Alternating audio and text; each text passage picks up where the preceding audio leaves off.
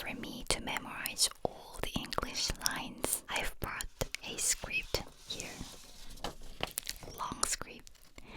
Thank you again, James, for helping me with this super long English script. And since some of my zellies told me that they love my fast whispering, super close whispering, so I hope you like this video too. Super up close distance. Let me start. Hey, ASMR story. My worst relationships and the kind of people you should avoid dating. Hello everyone, it's Eunzel. After telling you about some of my past relationship stories and other heart-fluttering stories, some of you wondered about some of my worst experiences. So I'm back today with another ASMR story time with my worst relationships. Before I begin, I want to remind you again that, like my previous stories, this too is based on my personal experiences and my own standards. Just because I'm talking about the worst things have been done to me, it doesn't mean I hadn't been a bad experience to others. Of course, even though I thought I was giving my best at the time, I can readily think of some mistakes too embarrassing to even talk about. So I humbly acknowledge, accept, and apologize that I could have been the worst dating experience for somebody. Every experience and various people from my past is all very meaningful to me now. Even though back then I would have spent many sleepless nights in anger and resentment, the person I am today is the result of all the past experiences. I've come to realize that everything is purposeful because thankful moments have become beautiful memories to cherish, and even the painful moments are lessons I can learn from and grow. Therefore, I would really appreciate it if you could understand that the stories that I'll be telling today no longer make me angry or hurt me anymore. Just like the other ASMR stories, think of it as a casual conversation between friends. My worst relationship number 3. Someone whose excessive obsession that escalated into date abuse. A long time ago, I watched a TV program where it featured a man who would use CCTVs, security TVs, to survey his girlfriend's life. Some people may have thought, there's no way that is real. They must have made it all up just to be on the show. But I had a different reaction altogether. My boyfriend should never see this. I thought my already obsessive boyfriend would do, sorry for the belly sound, do the same to me if he saw this show, and suddenly I could relate to the woman on the screen. At the time, I was forced by him to install an app on my phone that broke privacy between the couple, that installed them together.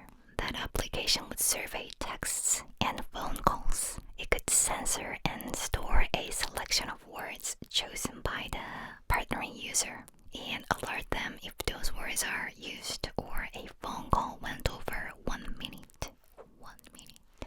If it chose commonly used phrases like is like lol, LOL, or and are all the laughing sounds that we often use, then in reality it would basically send him most, if not all, of my text messages. It started to get on my nerves and I began to have less conversations with people, and my already small social circle shrunk even further.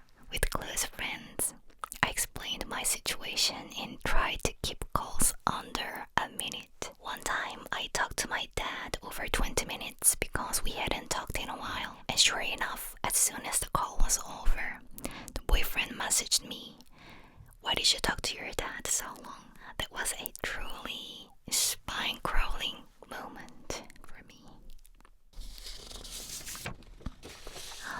not sure by far if I'm doing well or not. What if you cannot understand my pronunciations? Let me continue. Also, the application lets you ping the location of the partner a few times a day.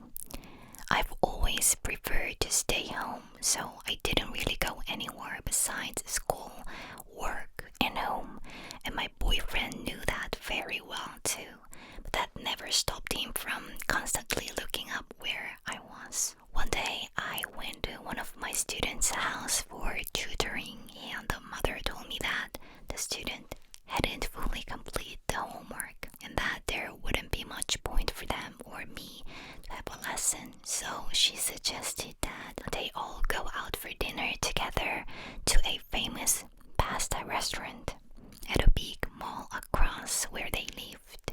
This in no way was a bad suggestion for me, but I became very nervous and anxious, worried that if my boyfriend decided to look up my location, I would be at a mall when he knew that I should be tutoring. It was unreasonable and it would be extremely exhausting for me once he started to get suspicious. I ended up going out for dinner with the family, but the whole time I was way too nervous to enjoy the dinner. Fortunately, he never looked me up, so this was never brought up. The dangers of obsessiveness come from the fact it comes from a place of suspicion and not from love. I would try so hard to understand him, telling myself that his behaviors are from too much love, but we all know that's not the case. Suspicions and worry snowballed bigger and bigger until it blew up into full-on verbal abuses. He never laid a finger on me, never, but I suffered just as much as physical abuse would have hurt me from his unreasonable level of suspicions and offensive and abusive words, littered with profanities. What is profanities? Profanities that I'm ashamed to even say. Okay. I can guess this word from the context. It got to a point where I was afraid to look at my phone if I had been away from it even just for 30 minutes. I would get texts like, "Why aren't you replying? What are you doing? Are you with someone?" Which would escalate to, "Hey you're with another man, aren't you? Do you want to die?" I would get tens, no hundreds of texts like this, and it truly made me miserable.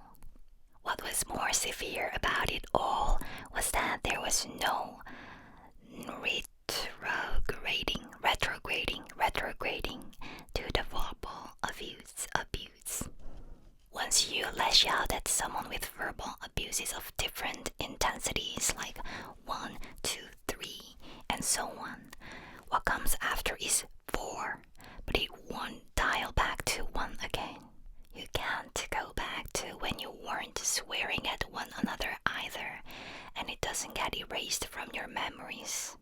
The verbal abuse itself and the fact that you have heard all these hurtful words is etched in your mind forever. Even if I got him to promise not to swear anymore, that promise was all too fragile because he's already lost his temper and control before.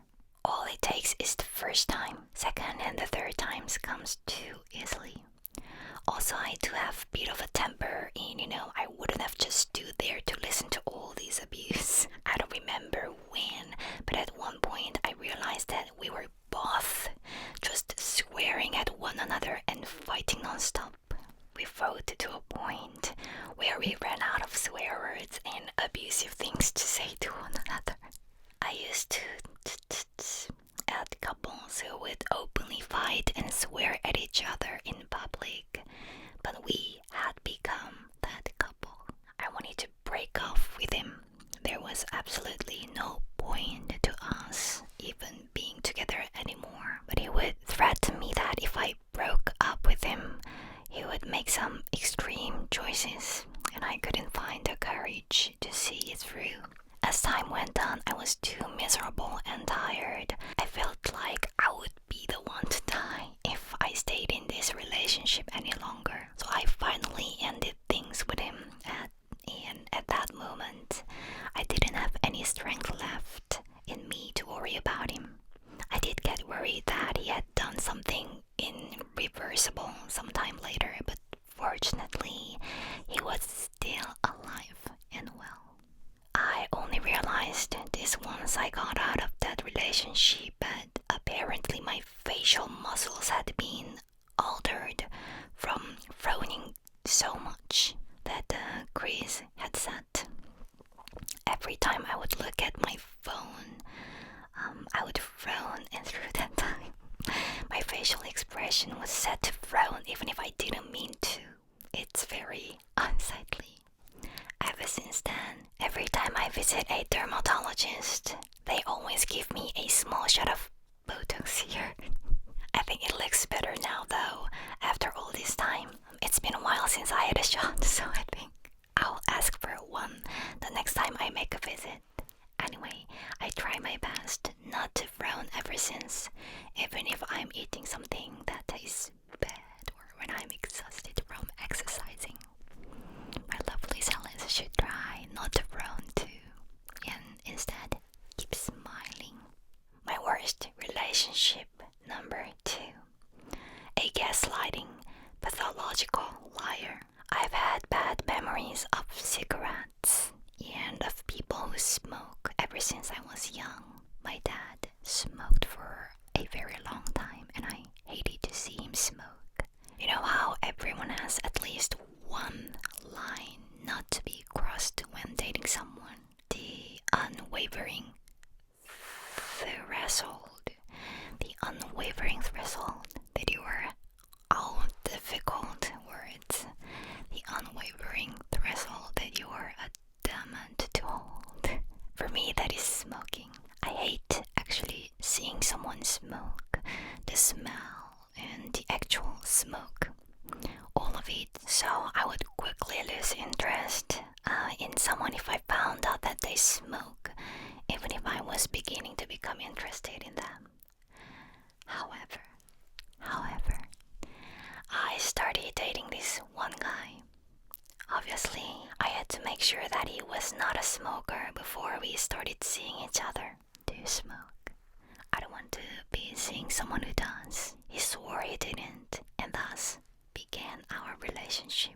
About 200 days into it, we had an intense fight and we each other went to our own homes separately. He called me around 9 in the evening, saying he had something to tell me, and that is at the field of a school that was nearby. I couldn't ignore that because I knew he lived rather far away from me, and he had already come all the way over here late at night.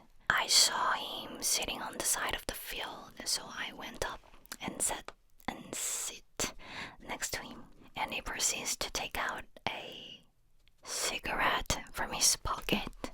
What?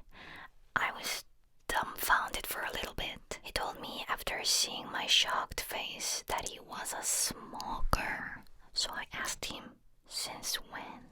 To which he answered, since always.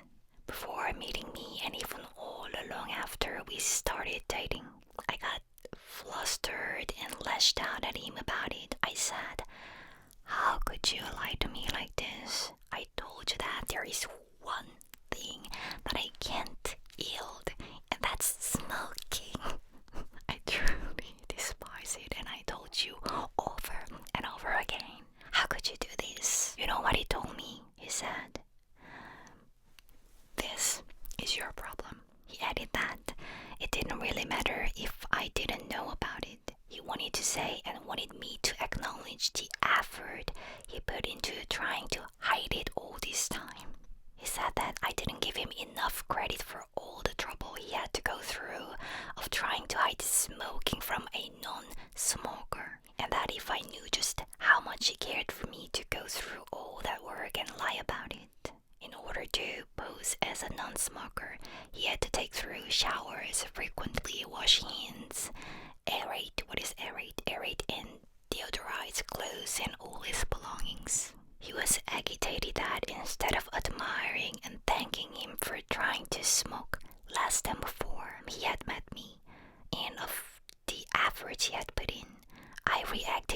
lashing out instead.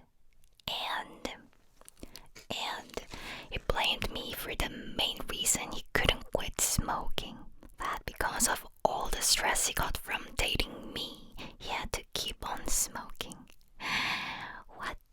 Thinking back, I should have dumped him right there and then, but I still had feelings for him and I was too young and lacked the necessary experience and information to judge whether my actions were just or not.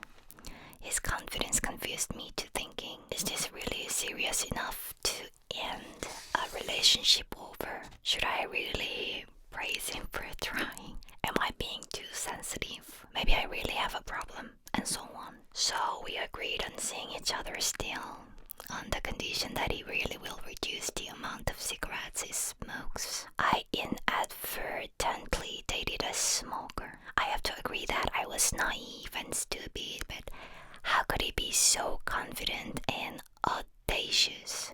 Audacious, is this pronunciation right? Audacious. Where there's a smoke, there's a fire. For all of you zellies out there, currently in a relationship, if your partner is a shameless liar who gaslights, I urge you to think what's best for you and get out of the relationship. It'll never end well. My worst relationship, finally, number 1. Someone who doesn't appreciate me and always puts me off in the back. I think it's not abnormal that when you become very preoccupied with academics and or career, to focus more on yourself and become somewhat negligent towards your partner. Not to mention that you will slowly forget little by little how important they are to you because they are always around. Honestly, it's quite unreal to be 100% devoted to each other and to always put them before you in the course of any relationship. Just as my own career and daily life is important, the same will be true for the partner too. So it's important to keep an open mind and be understanding of any possible indolence from time to time. Even then, I believe that if you truly understand that who you love is one of a kind and that they won't be there forever, they yearning, and the love will manifest itself in one way or another. Even if your life is spinning around uncontrollably, the sincerity will show. On the other hand, if you always take your partner for granted and always put them off in the back, that carelessness will also show itself at decisive moments. Well, I was about 500 days into dating this man when I learned this for myself. He was rather curt, senseless, and dense right from the beginning of the relationship, so we had frequent quarrels about that. I tried to be understanding and accept his neglect and thoughtlessness since everyone shows love differently in their own way, and I can't force my ideals onto him. All the while, despite my efforts to understand the differences, I couldn't keep my disappointments and hurt at bay anymore because I knew there were contradicting inconsistencies in his actions. For example, if he was out of money to buy me a birthday present, then he should also not be able to get anything for other friends, right? Or if he knew that he couldn't care for me to the best of his abilities, then he should not demand that I do the opposite. He would only use his negligent personality, thoughtlessness, and laziness as excuses when it concerned me. I continued on the relationship because I had still lingering feelings for him, but at some point, I began to give up on him. I stopped expecting him to do anything. I just did what I could, and I showed care only just as much as I could. I stopped trying hard. On the surface, we looked like a perfectly peaceful couple. We had never had anything to argue about since I took care of him well, but didn't expect anything in return. There was no friction, but as time passed by, I began to question, is this all the affection I can get from someone? Is this all? The through, the thought grew larger as my feelings for him diminished until I got ready to go our separate ways. Then there was this one defining incident that happened during when I was questioning myself. This was the cherry on top. Due to a serious throat condition, I had to get a surgery from a university hospital. It was a surgery that required me to bring a chamber one. Is this the right expression? Chamber one. So I had asked my mom for help, even though she lived far from me. I called her for aid because by this point I didn't want to ask him for anything since my mind had almost left him. But when he found out about my surgery, he felt very sorry he wasn't there for me. My throat had visibly swollen and I had difficulty with the simple day-to-day tasks. He was very regretful this time because he wouldn't have missed it if he had paid more attention to me, cared, and asked what my schedule was like. He told me he wanted to get me some pongji since I wasn't able to eat hard foods yet. I was too tired to meet anyone and didn't want to be bothered, so I told him that wasn't necessary, but he insisted. So I gave in and told him to do as he pleases, but that I would only receive the food and come right back home due to the extreme fatigue. I met him just outside my place, took the bag of food from him, and then came right back up to open the bag. He had both 2 bowls. One was abalone congee, and the other was beef and vegetables. It was generally popular and more expensive dish. In his mind, he had bought something that he thinks tastes good, but I was at a loss of words right then. In his mind, in the 500 days or so of dating, whenever we went out to get congee, I always, without fail, got pumpkin congee. When we went to a sit-down restaurant or even from a can from a convenience store, whenever I had to eat congee, I always got pumpkin congee. So I just assumed he would get me that when he said he would get me congee, maybe I was in even more shock because it never occurred to me that he would get me anything else. So I texted him, I thought you would get me pumpkin soup, but I guess not. To which he responded with, oh, you wanted pumpkin congee? You should have told me that. That was the last straw for me and I decided to break up with him. Even if you are so tense that you have to be told everything from 1 to 10, I couldn't date someone who was so careless and negligent. I mean, just the number of times we have eaten together, my standard. He was very surprised since in his point of view, we haven't had any fights recently and the breakup was one-sided and from the left field. At first he was flabbergasted. Wow, this is the first time I see this word, flabbergasted. But when he realized that I was that serious, he apologized that he ruined everything and desperately clung. He even said he would change his values and personality, something he would never even considered before. If only I gave him another chance. He has never been the kind of person to lay everything bare and apologize. He would always just say, this is just who I am. I'm already trying my best. This showed me that in his desperation, he finally admitted to being just how thoughtless, careless, and negligent he was towards me. I felt like my heart was getting ripped open and cried a lot because he sounded so sincere. But sad is sad. It really was unfortunate, but no is no. My feelings had completely left him, so I didn't want to waste any more of my time being his girlfriend any longer.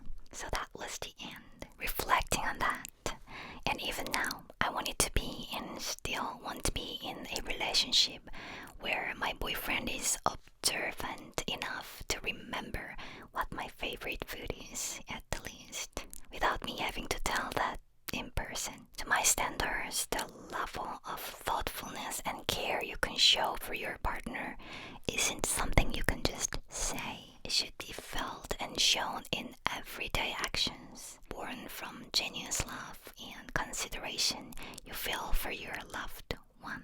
What are your thoughts? This is really long, right? There are 3 of my worst relationship stories. If I'm just talking about a bad experience, there are way more stories to be told. But when I considered how much effect these experiences had on me, in molding the person that I am today, I could narrow it down to these 3. After dating someone who was overly obsessive, as soon as I see the seed of obsession take root, I stop the relationship to develop any further. Right there and then, I weigh whether his actions can be considered a cutesy, jealousy, or unquestionable, irrational obsession. And if it's the latter, then I put some distance between that person. I also think that people tend to become more obsessive if they don't have something to work towards. So I am no longer interested in someone who doesn't have a career that, can focus their energy and heart into. After dating someone who chronically lies and gaslights, I learned to have more faith, not to blame myself for everything. And this current, who the true source of the problems are. You can teach me the words that, I don't know or I pronounce in a wrong way by leaving comments, okay? You all are my teachers. After breaking up with someone who did not appreciate me and had little regards for me, I learned an extremely important lesson: to love and cherish myself more and to be less dependent on others for love. Because it doesn't matter how much you cry, appreciate me more. I should be more cherished to someone. If their brain just doesn't function that way, I realized that instead of asking for the kind of affection that I want from others, I should just give myself that. After that realization, I could put more effort into work and life, and my confidence was boosted. One thing I really want to stress and hope my zellies to empathize with me through my stories today is that when you're in love, give it your absolute best and don't leave anything to be regretted over. Yet at the same time, don't be afraid of farewells. Even if you give your 110% to a relationship, but it only hurts you and hacks away at your confidence in return, shouldn't you give yourself the benefit of a doubt whether this relationship is good for you and that you need it? Contrary to what I feared, breaking up didn't bring about the end of the world. When you leave a toxic relationship behind and learn to love yourself and give each day your best, you'll learn that there are many people who love you for that and want to endear you for it all the more. In the past, I had to constantly meet someone because I was afraid of being alone, and it made me fear saying goodbyes. In doing so, I didn't get a chance to give myself the care and love I deserve. But now that I'm getting to practice giving and allowing myself to receive self-love, I'm really learning to enjoy the time spent alone. Wouldn't it be enough to focus on personal life and doing the best I can do while someone who loves me just much as I love myself comes along? So I'm single now, just to make sure I'm not telling you not to be afraid of farewells just because I'm jealous. I always envy couples who are in a positive and healthy relationship, who help each other to grow and reach higher heights. I wish I had that. I don't think there is anything more powerful and positive than love, so I'm always looking out for somebody to love. Did you enjoy today's story? If there is anything else you would like to hear, don't hesitate to leave a comment below. if there are any terrible relationship stories zellies have experienced that you want to get out